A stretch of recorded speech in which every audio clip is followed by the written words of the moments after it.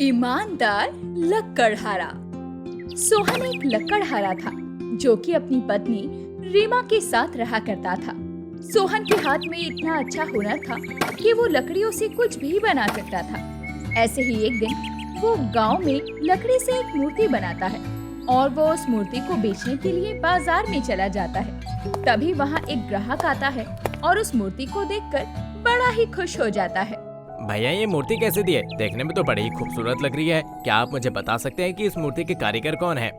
जी, इस मूर्ति को मैंने ही बनाया है और इस मूर्ति का दाम ज्यादा नहीं, केवल 400 ही है। क्या इतनी खूबसूरत मूर्ति का सिर्फ 400 में? ये कैसे पॉसिबल हो सकता है? एक तो तुम खुद कारीगर हो, ऊपर से इस खूबसूरत मूर्ति को तुम सिर्फ 400 में बेच रहे हो। साहब जी, जब गरीबी आती है ना तो हम गरीबों के लिए 1 रुपए भी मायने रखता है। अगर ऐसी बात है तुम मेरे साथ शहर चलो, मैं तुम्हें महीने का 20,000 दूंगा। बदले में तुम मुझे ऐसी मूर्तियों के साथ और भी बहुत कुछ बना कर देना जिससे मेरी दुकान चल सके। मुझे तुम जैसे ही कारीगर चाहिए जो पूरी लगन और ईमानदारी के साथ काम करें।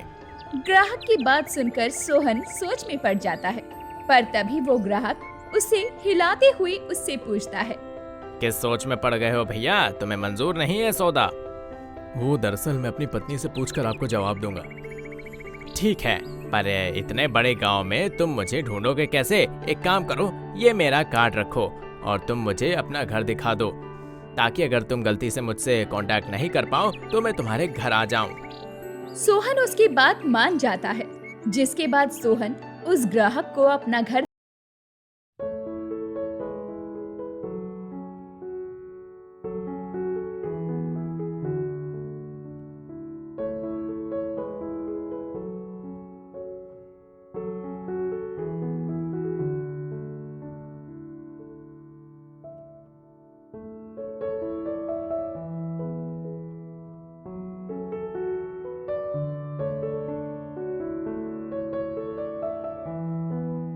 सोहन की बात सुनकर रीमा भी उसकी बात से राजी हो जाती है और उसको शहर जाने की इजाजत दे देती है। इस तरह सोहन अगले दिन उस ग्राहक के साथ शहर जाकर उसके पास काम करने के लिए तैयार हो जाता है और अगले 2 दिन बाद वो सोहन उस ग्राहक के साथ उसकी फर्नीचर शॉप पर चला जाता है। देखो सोहन, ये है मेरी दुकान। इसके पीछे एक छोटा सा कमरा है, तुम उसमें रह लेना और कमरे के बाहर ही लकड़ियों से बनाने का सामान रखा है। जैसे जैसे ऑर्डर आया करेगा तुम वैसे वैसे सामान बनाकर दुकान में भेज दिया करना। हमारे दुकानदार हर समय दुकान में ही बैठे रहते हैं और अगर कभी कभी वो दुकान पर नहीं रहे तो दुकान भी तुम्हें ही संभालनी पड़ेगी। ठीक है भैया, जैसा आप कहेंगे हम वैसा सामान बना देंगे। इस तरह वो ग्राहक अपने घर चला जाता है तो सोहन अपने काम में लग जाता है। समय गुजरता है और गुजरते समय के साथ सोहन अपना काम मन लगाकर करता है। देखते ही देखते 2 महीने गुजर जाते हैं और इन 2 महीनों में सोहन अपने ऊपर एक भी पैसा खर्च नहीं करता और अपनी बीवी को सारा पैसा भिजवा दिया करता।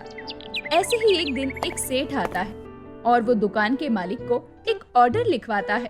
भैया, मुझे एक लकड़ी की काठी चाहिए। वो काफी मजबूत और अच्छी होनी चाहिए। जितनी मजबूत वो काठी होगी उतनी ही मोटा पैसा मैं तुम्हें दूंगा। इसका मतलब है कि मैं इन लोगों से जितना पैसा मांगूंगा ये मुझे उतना पैसा देगा। एक काम करता हूँ, ये ऑर्डर ले लेता हूँ। ठीक है, आप मुझे एक बार बता दीजिए कि आपको किस तरह की काठी चाहिए। ठीक है। इतना बोलकर सेठ अपने फोन में काठी की फोटो दिखाता है और वहाँ से चला जाता है। जिसके बाद दुकान का मालिक सोहन के पास जाता है और उसको वो ऑर्डर बताता है। देख सोहन, ये बहुत ही बड़ा ऑर्डर है, इसलिए इस पर काफी बारीकी से काम होना चाहिए। और हाँ, इस काठी को कोई हल्की लकड़ी से बना देना। पर भैया, अगर ये काफी बड़ा ऑर्डर है तो इसको हल्की लकड़ी से नहीं बल्कि सागवान लकड़ी से बनाना चाहिए, क्योंकि हल्की नाजुक लकड़ी से तो ये काठी तुरंत टूट जाएगी।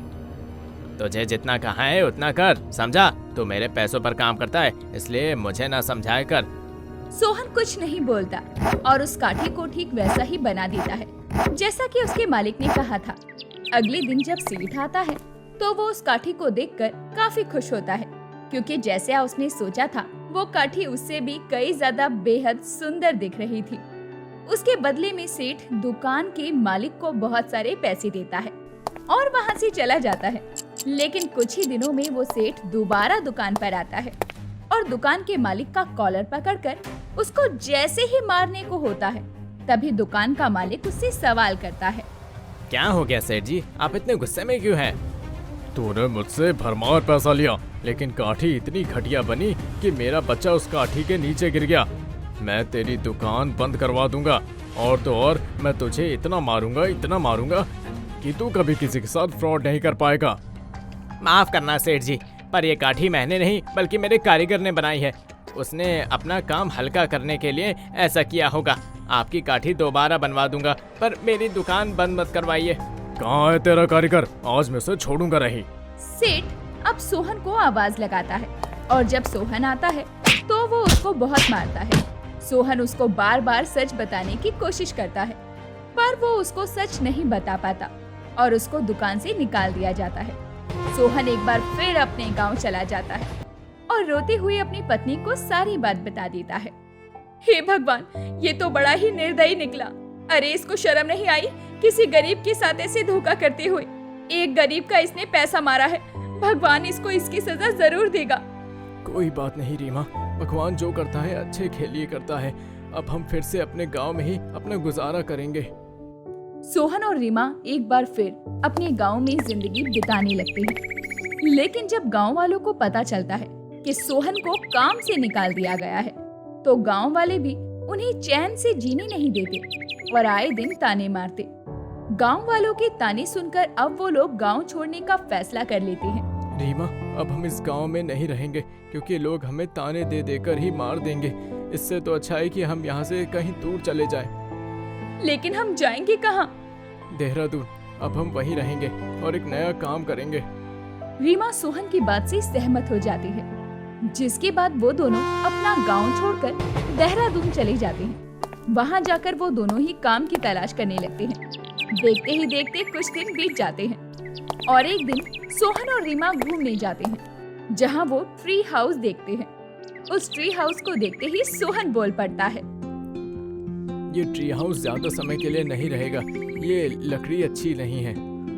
सोहन की ऐसी बात सुनकर अब ट्री हाउस का मालिक विक्रम उसके पास आता है और उससे कहता है, ये कैसी बातें कर रहे हो तुम? अरे तुम्हें पता भी है कि मैंने इस ट्री हाउस पर कितना पैसा खर्च किया है। आपने भले ही इस पर पैसा खर्च किया हो साहब, पर मैं सच कह रहा हूँ। मैं बचपन से ही लकड़हारे का काम करता हूँ, इसलिए मुझे लकड़ियों के बारे में अच्छी जानकारी है। आप मेरी बात मानिए, ये ट्री हाउस ज़्यादा समय तक नहीं रहेगा, बल्कि कुछ ही सालों में इसमें दीमक लग जाएगा और बारिश के पानी से बहुत जल्द खराब हो जाएगा। अगर ऐसी बात है तो तू मुझे एक ट्री हाउस बनाकर दिखा। अगर तूने इस खूबसूरत ट्री हाउस को बना दिया तो मैं तुझे बड़े बड़े काम दिलवाया करूँगा। हर वो चीज़ आएगी जिसकी तुम्हें उम्मीद भी नहीं होगी। विक्रम की बात सुनकर सोहन उसके लिए ट्री हाउस बनाने के लिए तैयार हो जाता है और कुछ ही महीनों में वो इतना सुंदर ट्री हाउस बनाता है कि हर किसी की नजर उस ट्री हाउस पर ही टिक जाती है। वो ट्री हाउस विक्रम को काफी पसंद आता है, जिसके बाद विक्रम उसके साथ हाथ मिला लेता है और देखते ही देखते सोहन विक्रम के साथ दिन दुगनी रात चौगुनी तरक्की करता है। अगर आपको हमारी ये वीडियो अच्छी लगी हो तो वीडियो को लाइक और चैनल को सब्सक्राइब जरूर करें और अपने दोस्तों को शेयर करना ना भूलें। साथ ही बेल आइकन प्रेस करें।